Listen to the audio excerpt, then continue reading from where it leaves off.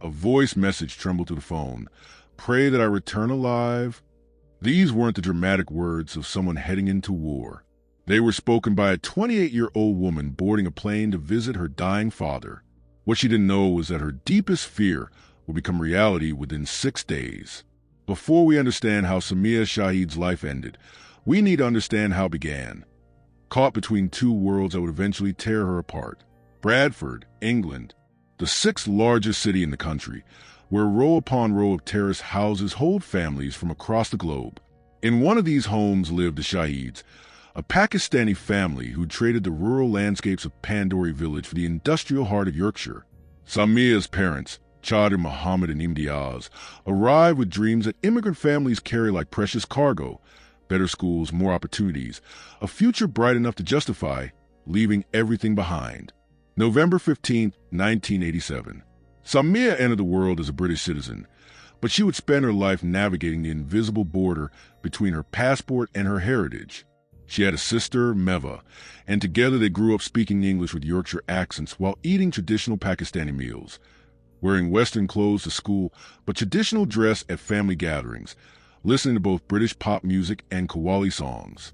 The Shahid family wasn't just another immigrant household trying to get by. They were entrepreneurs, visible, successful, a limousine and car rental business, a fish and chip shop, a flower shop. Imtiaz's 5 brothers all owned businesses, all well known in Bradford's Pakistani community. Samia grew up surrounded by uncles, cousins, nephews, nieces, a sprawling extended family where everyone knew everyone else's business, where reputation mattered more than privacy, where collective honor outweighed individual desire. Ask anyone who knew young Samia and they described the same person: cheerful, friendly, always smiling, full of life. She had that rare quality of making people feel noticed, heard, valued. But beneath that bright exterior lived a girl who learned early that love came with conditions, that family approval required sacrifice, that being herself meant hiding parts of herself. Her father, Chaudhry Muhammad, was her whole world. She was a classic daddy's girl, eager to please, desperate for his approval, willing to do anything he asked. And he loved her fiercely in return, financing her life without hesitation, giving her almost everything she wanted. Almost, because there were limits, invisible lines drawn by culture, religion, tradition. Lines Samia didn't yet know she would eventually cross. She loved cars, loved speed, loved the feeling of pressing the accelerator and watching the world blur past. But she wasn't allowed to drive, not really, not as freely as she wanted. So she'd rent cars and drive recklessly when no one was watching, tasting brief moments of freedom. She cared about her appearance, spent time on makeup and hair, worked part-time at the Bradford post office. From the outside, her life looked normal, balanced, happy. But here's what people didn't see. Samia couldn't make any real decision without family approval. Where to work, where to go, who to see, what to wear outside the house. Everything required permission, consultation, agreement. This wasn't unusual in her community. Family came first. Always. The Shahids were Sunni Muslims, part of Islam's largest branch, and while their faith didn't strictly require certain restrictions, cultural traditions fill the gaps between religious text and daily life. In Pakistani culture, especially in families like the Shahids who maintained strong ties to their ancestral village, individual desires were considered selfish, almost offensive. Your life wasn't entirely your own. It belonged to the family reputation, to collective honor, to traditions stretching back generations. Samia understood this. She'd been raised with these values, loved her family deeply, didn't want to disappoint them. So she kept secrets, the car races, her growing frustration, her dreams of something different. If you're watching this without subscribing, you're part of the 90% who haven't clicked that button yet. Please consider subscribing. It genuinely helps this channel continue telling these important stories. 2012 arrived like an unwelcome guest. Samia turned 25, and her mother decided it was time.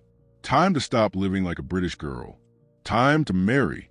Time to grow up according to Pakistani definitions of adulthood. The proposal came with the weight of expectation. There was a man, a suitable man, a man from their village. Would Samia agree to marry him? She said yes. Not because she wanted to, not because she was ready, but because saying no felt impossible, because disappointing her parents seemed worse than disappointing herself, because she'd been raised to believe that family approval was more important than personal happiness. The groom's name was Chaudhry Muhammad Shakil. Let that sink in. Her father's name was Chaudhry Muhammad, and now she'd marry another Chaudhry Muhammad, as if the universe itself was insisting she could never escape her father's control. Shakil wasn't just some stranger from Pakistan. He was her cousin. She'd known him since childhood, always thought him as a brother, never imagined him as a husband. And there was something else. He'd just been released from prison for shooting another man in a land dispute. This is where arranged marriage meets calculated strategy. Marrying cousins isn't about romance in these families. It's about keeping land ownership consolidated, about expanding family estates, about ensuring wealth doesn't flow outside the bloodline. Samia's own parents were cousins in an arranged marriage, the pattern repeating itself, generation after generation. Her father took her shopping, sparing no expense. Magnificent wedding outfits from Pakistani boutiques, gold jewelry, matching accessories, everything a bride could want, everything except genuine excitement. Friends later remembered Samia trying hard to appear happy, going through the motions, buying the dream even though she knew it was someone else's dream, not hers. In mid-February 2012, as she prepared to board the plane to Pakistan, Samia sent a message to a friend that revealed everything she couldn't say to her family. "I'm making the biggest mistake of my life, and I can't believe this is happening." But her sister Meva would later tell a completely different story. According to Meva, Samia had multiple marriage proposals and chose Shakil herself. It was arranged, yes, but not forced. "There's a difference," Meva insisted. "A significant difference between arranged and forced marriages." Samia wanted this. Samia was happy. Who was telling the truth? Maybe both. Maybe neither. Maybe Samia herself didn't know, caught between what she felt and what she was supposed to feel, between her own voice and the voice her family wanted to hear. When Samia first met Shakil as her fiancé in Pakistan, she wrote to friends that she couldn't even look at him, that she was grateful she didn't vomit at sight of him. Not exactly the words of a willing bride. February 27th, 2012, the wedding began. 4 days of ceremonies, over 1,000 guests. Music, food, dancing, celebration. The appearance of joy masking the absence of choice. As a wedding gift, Chaudhry Muhammad gave the newlyweds a house right next to the family home in Pandori village. Samia and Shakil moved in as husband and wife. For 4 months, Samia lived in that small village, trying to reconcile her British upbringing with Pakistani village life, trying to be the dutiful wife, trying to convince herself this was enough. It wasn't. In June 2012, she returned to Bradford alone. Shakil stayed behind, waiting for immigration papers, waiting for his British citizenship, waiting for his real prize, access to the UK. Samia came back to England supposedly to process Shakil's spousal visa. She was in no hurry. Here's where the story gets complicated. Their wedding in Pakistan was a nikah ceremony, a formal marriage contract according to Muslim customs, recognized under Sharia principles, legitimate in the eyes of their faith and community. But British law doesn't automatically recognize nikah ceremonies. To make the marriage legal in the UK, you need a civil ceremony and a marriage certificate. Without that documentation, their marriage existed in a strange legal limbo, real in one world, invisible in another. When Samia returned to Bradford, her friends noticed something had changed. The cheerful girl they knew had been replaced by someone nervous, agitated, resentful. She seemed angry at her parents, trapped by her husband despite the physical distance between them.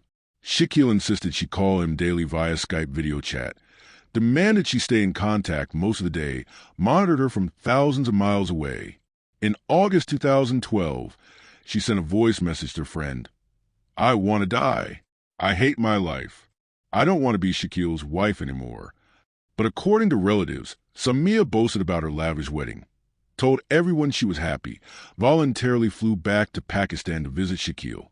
Why would she do that if she was unhappy? These conflicting stories suggested a marriage that looked perfect from the outside while rotting from within. After 6 months of living with Shakil in Pakistan, Samia returned to the UK. This time, her friend saw the old Samia again, cheerful, smiling, sociable, alive. And there was a reason. She'd met someone. His name was Syed Mukhtar Kazim, but everyone called him Ali. He was Pakistani-British, worked in Dubai, and they connected online before meeting in person in London in October 2013. The attraction was instant, overwhelming, undeniable. Ali represented everything Samia wanted. Someone who loved her for herself, who understood her, who didn't try to control her, who saw her as an equal partner rather than family property. For the first time in her life, Samia felt truly seen, truly heard, truly loved. Ali felt the same. Everything made sense when they were together. They knew the risks, understood they were risking their lives by being together, but believed their love was worth fighting for, stronger than the hatred and threats they'd face. Samia told Ali everything. About marrying someone she considered a brother, about the control, about feeling suffocated, trapped, sold. Ali couldn't comprehend how a loving father could treat his daughter like property, like an object for exchange or sale. But Samia knew what she wanted now. She wanted to be with Ali, build a life with him, have children with him, grow old with him. First, she needed a divorce. But you can't divorce through a British court when your marriage isn't registered in Britain. Samia and Shakil married under Sharia law, so they had a divorce according to Muslim customs. In May 2014, Samia asked Shakil for a divorce. He refused. Under Sharia principles, marriage requires mutual consent from both bride and groom. If either agreed under physical, financial, psychological, or emotional coercion, the marriage can be considered forced and annulled. Samia approached the Islamic Sharia Council of the UK. She also converted from Sunni to Shia Islam, Ali's branch of the faith, a deliberate choice that would further enrage her family. At a mosque, under oath, Samia told a cleric her first marriage was forced, conducted without her free will, the result of family pressure.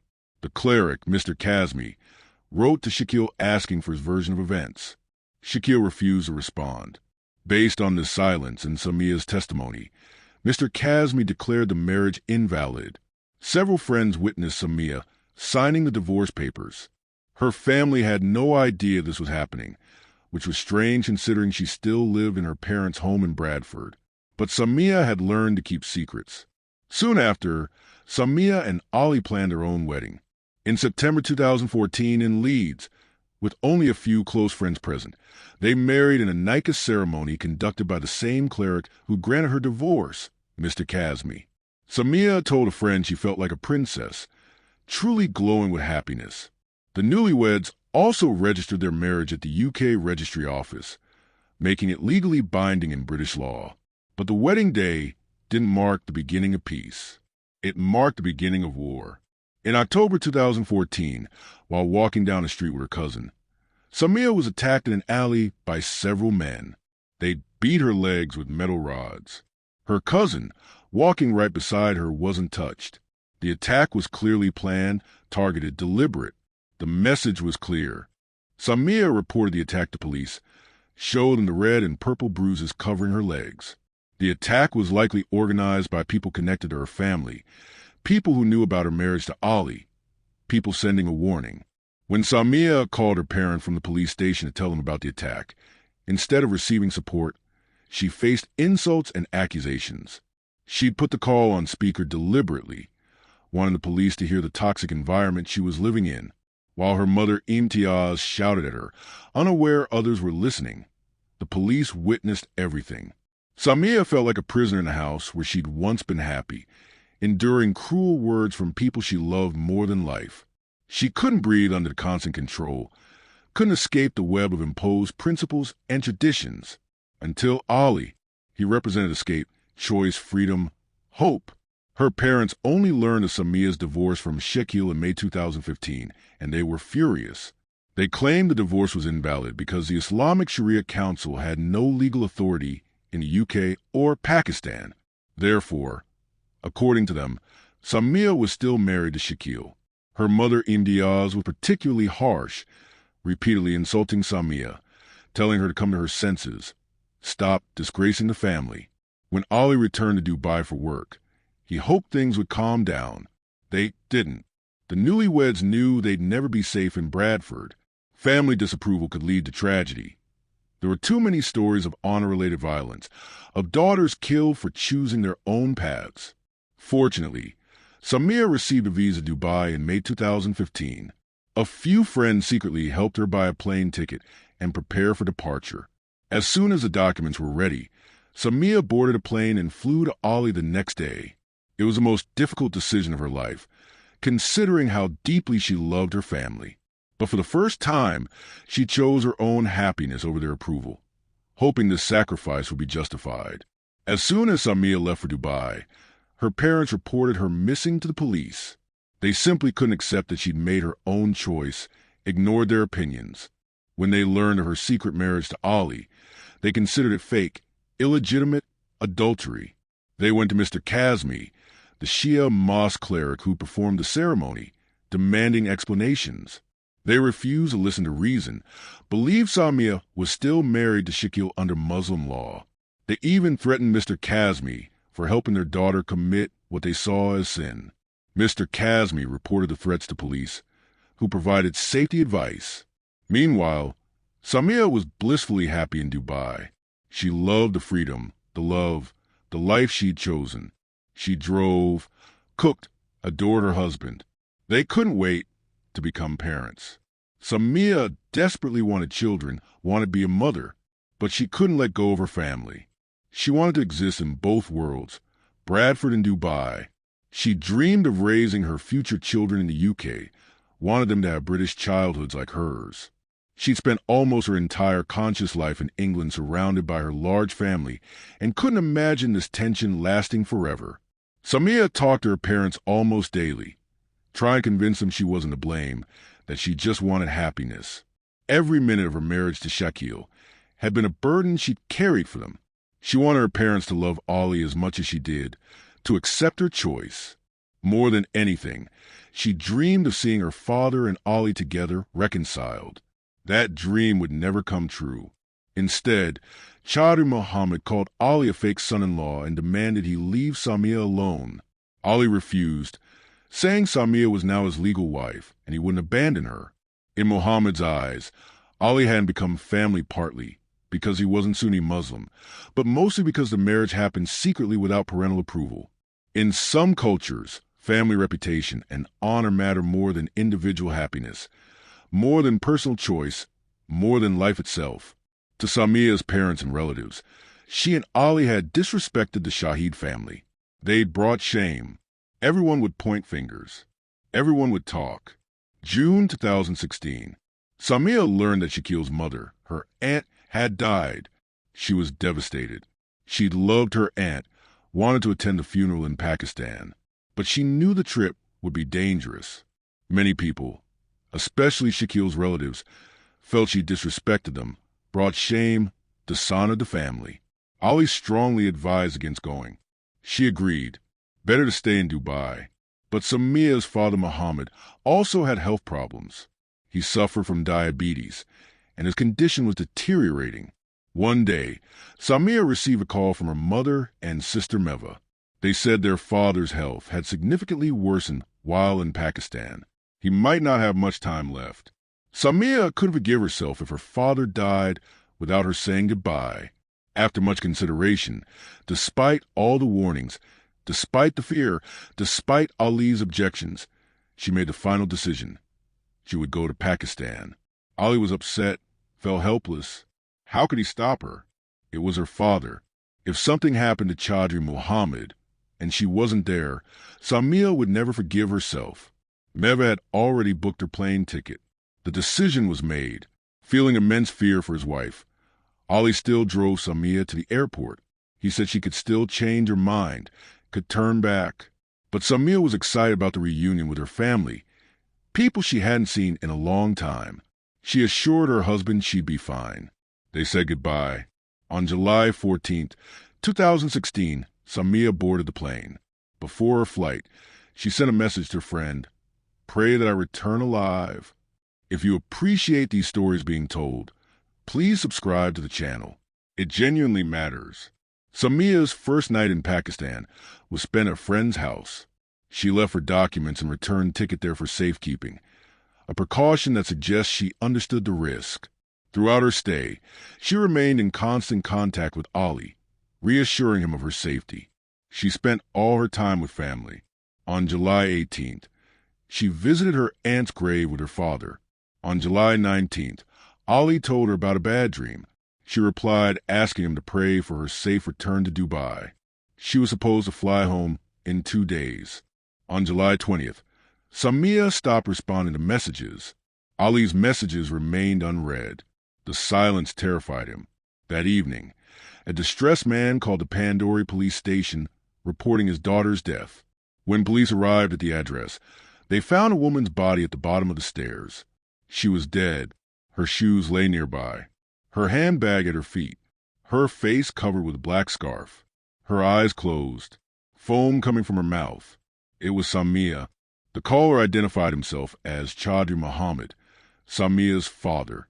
He told officers his daughter lived in this house with her husband Shakil, pointed to the stairs from which she'd fallen and died.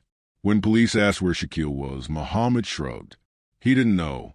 No one had seen him since Samia's death. A few hours later, Imtiaz and Meva arrived in Pakistan, having heard the news. An autopsy was immediately conducted, after which the body was handed over to relatives. The Shahid family buried Samia the same day she died. According to the police report, no injuries or visible signs of violence were found. Her death wasn't considered suspicious. Hasty burials aren't unusual. Muslim traditions and Sharia law require immediate burial if there's no dispute over cause of death.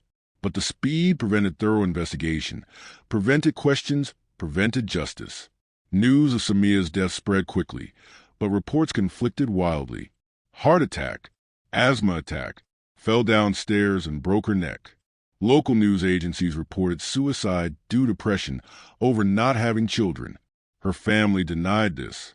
Ali received a call from Samia's cousin saying she died of a heart attack. Ali didn't believe it. He thought it was a cruel joke, that they were trying to keep her in Pakistan. Then reality hit. He took the first flight, went straight to Pandori police station, and reported that his wife had been murdered. Ali explained everything.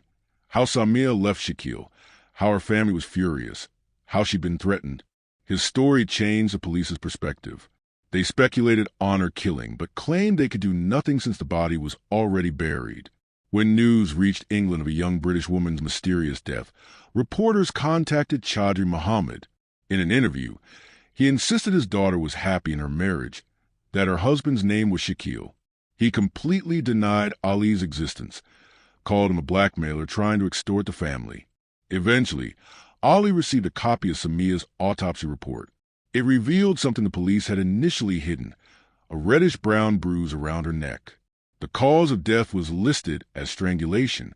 Male semen was found inside her body. The police had been bribed to conceal the truth. Ali immediately held a press conference in Pakistan, showing the media photographs of the bruise on his wife's neck. He wanted what happened to Samia to be widely known, so he could find out how she died and who was responsible. Following this, Ali required 24-hour police protection as death threats flooded in. Samia's friends in the UK sprang into action. They contacted Naz Shah, a member of parliament from Bradford.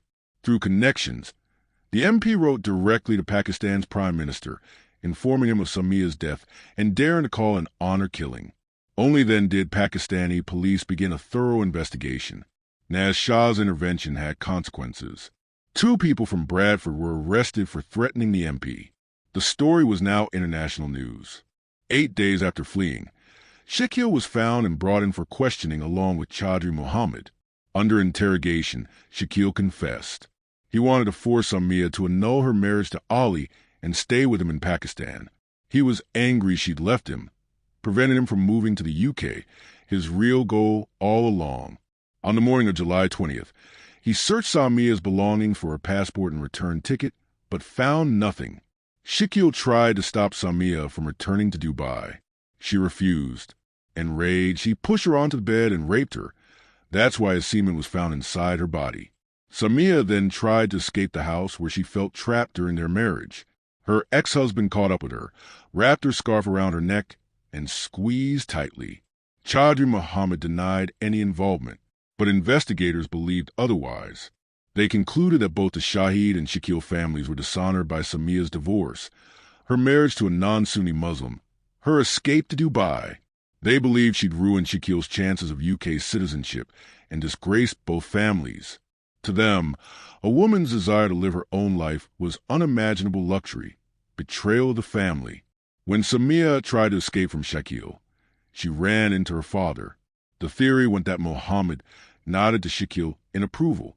While Shakil strangled his ex-wife, Mohammed held his daughter's legs. Then Shakil fled, and Chaudhry Mohammed tried to cover up the murder as an accident. The problem was evidence. Although Samia's death was ruled a homicide, proving who killed her was nearly impossible.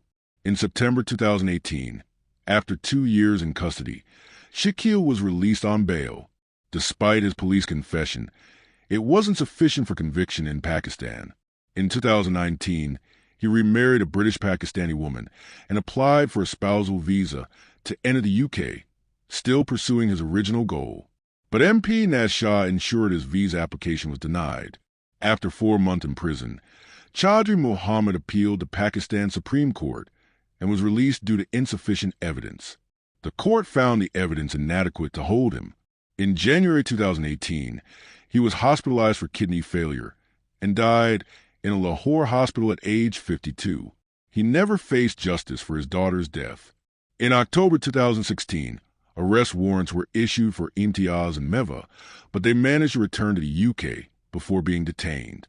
From there, Meva gave a completely different version of events. She claimed their family was free. Their parents never forced them into anything. Instead, Samia often complained about Ali, said he took all her money, that she lived in hardship in Dubai. Samia even sent photos showing her life wasn't luxurious. According to Meva, these accusations destroyed their family, tarnished their reputation, left them in poverty due to false claims.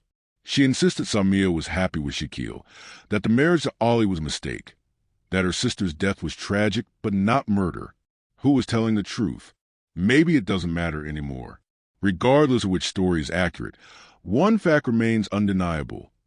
A young woman was sent to her death at the peak of her life by people she trusted and loved. Samia Shahid deserved a chance to make her own choices. Whether she made mistakes or not, whether her marriage to Ali was perfect or flawed, whether she was completely honest with everyone or hiding some truths, none of that matters. No one has a right to take someone else's life. The tragedy isn't just that Samia died. The tragedy is that she spent her entire life caught between two worlds, trying to please everyone, trying to be the daughter her parents wanted, while also being the woman she was becoming. She loved her family desperately, wanted their approval more than anything, but she also wanted to breathe, to choose, to live. In the end, those two desires couldn't coexist. When she finally chose herself, when she finally said, "I want to be happy," it cost her everything. The men of the Shahid family never understood that Samia's life belonged to her, not to them. They never understood that honor isn't preserved through violence, but through love. They never understood that killing their daughter to save their reputation meant they'd lost both. This is the end of the story. Leave your thoughts in the comments. Thank you for watching.